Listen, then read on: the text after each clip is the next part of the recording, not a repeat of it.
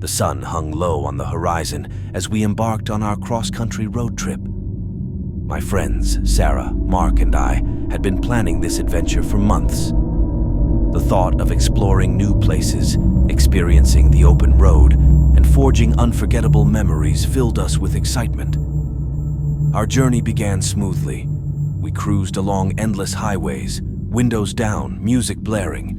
The open road stretched before us, promising adventure and endless possibilities. But as the miles rolled on, the charm of the road trip began to fade.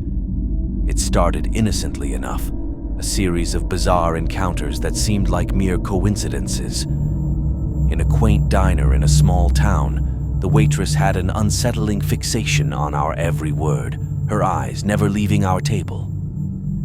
She scribbled our conversation on a notepad, muttering about collecting stories. Unease settled over us, but we brushed it aside as the quirks of rural life. Little did we know that these unsettling incidents were only the beginning. Our next stop was a remote motel nestled in the heart of the woods. The motel's neon sign flickered ominously, casting eerie shadows on the surrounding trees. The receptionist, a gaunt woman with hollow eyes, greeted us with a knowing smile. As we settled into our room, we noticed peculiar markings on the walls, symbols that seemed ancient and otherworldly.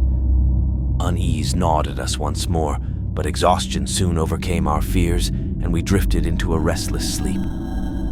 The nightmare began in the dead of night. I awoke to the sound of whispered voices outside our door. Sarah and Mark were still asleep, so I cautiously peered through the curtains. A group of shadowy figures, their faces obscured by masks, gathered around a bonfire in the woods. They chanted in a language I couldn't understand, their voices carrying an eerie, otherworldly cadence. Symbols, much like those on the motel walls, adorned the trees and ground. My heart pounded in my chest as I watched, paralyzed with fear. Suddenly, one of the figures turned toward our window, its mask's hollow eyes locking onto mine. A cold dread washed over me, and I hastily retreated from the window, pulling the curtains closed. I shook Sarah and Mark awake, trying to explain what I had seen. They were skeptical at first, dismissing my account as a nightmare. But as I described the symbols and the chanting, a shadow of fear crept into their eyes. We decided to leave immediately, packing our bags in a frantic rush. As we hurried to the car, the chanting in the woods grew louder, more frenzied.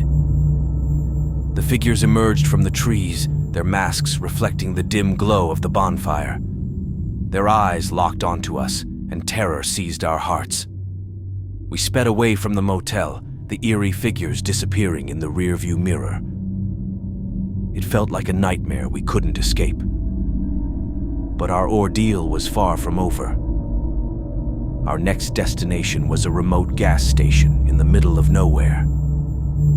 The attendant, an elderly man with gnarled hands, watched us with a sinister grin. He asked strange questions, probing into our fears and desires.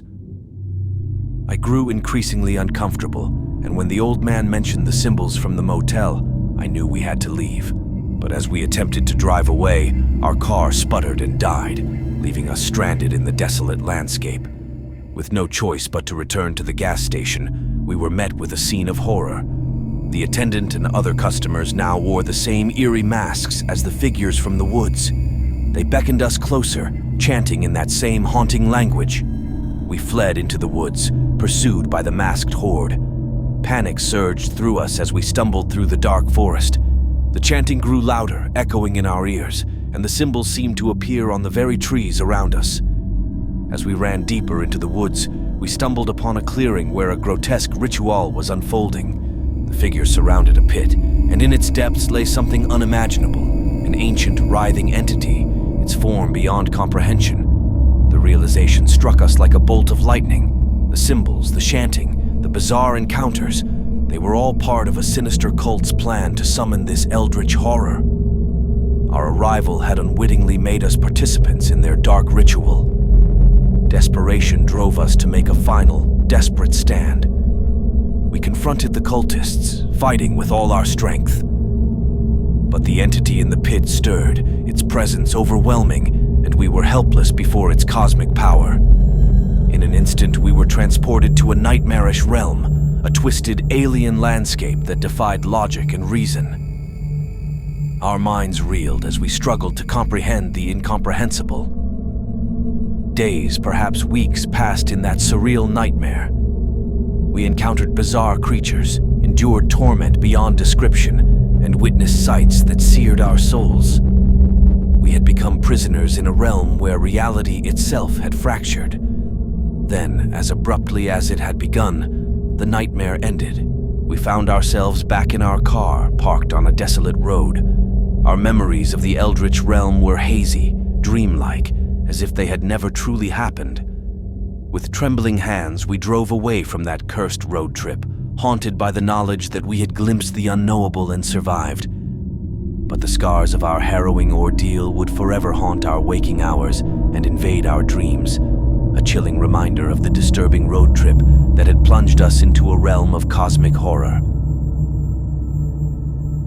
I woke up early that morning, excitement coursing through my veins as I prepared for a long-awaited road trip with my friends, Sarah and Mark. The plan was simple: a cross-country adventure from our small town to the coast. Little did we know, this trip would soon become a nightmare beyond our wildest imagination. The sun was just beginning to rise as we hit the open road.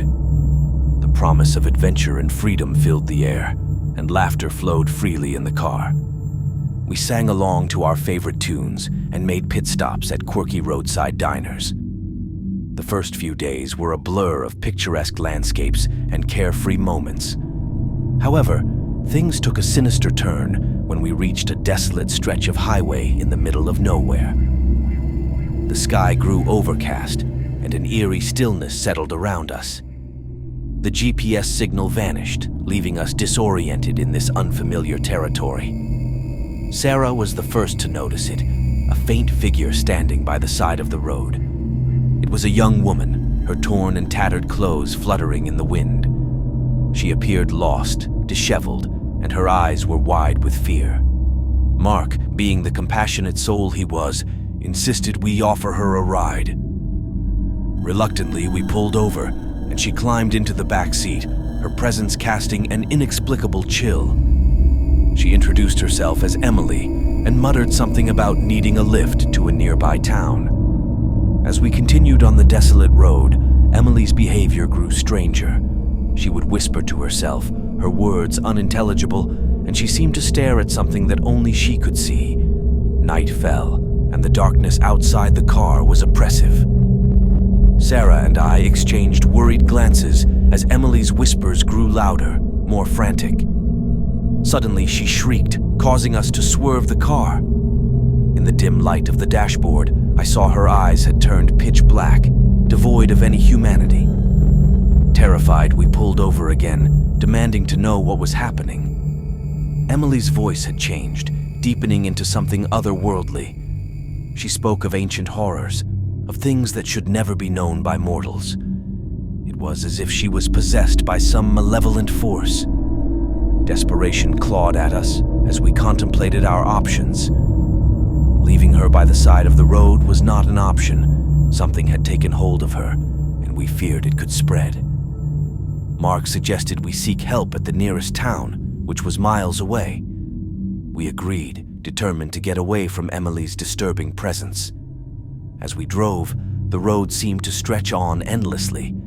The town we had hoped to reach remained elusive, a mere mirage on the horizon. The clock on the dashboard showed a time that made no sense, hours ticking by in the blink of an eye. Fear gnawed at our sanity as we realized we were trapped in an unending nightmarish loop. Emily's laughter echoed through the car, chilling us to the bone. Her malevolent presence grew stronger, and the car's radio blared with static, emitting a cacophony of voices from beyond. Shadows danced at the periphery of our vision, and we glimpsed horrifying shapes lurking in the darkness. In a desperate bid to escape, we drove faster, pushing the car to its limits. Emily's voice rose to a deafening scream, and the road ahead seemed to twist and contort, leading us deeper into an abyss of horror. Our minds were unraveling, and the boundaries between reality and nightmare blurred. Just when it seemed like we were about to surrender to the madness, the first rays of dawn broke over the horizon. The darkness receded, and Emily's voice faded into nothingness. We found ourselves back on the familiar highway, the GPS signal re-established, as if the nightmarish ordeal had never happened. We dropped Emily off at a nearby hospital, still shaken by the horrifying encounter. To this day, we have no explanation for what transpired on that desolate road, and we can only hope that Emily found the help she needed. Our road trip continued, but the carefree spirit of adventure was forever tainted by the disturbing horrors we had encountered. The open road, once a symbol of freedom, now held a darker, inexplicable mystery that would haunt us for the rest of our lives.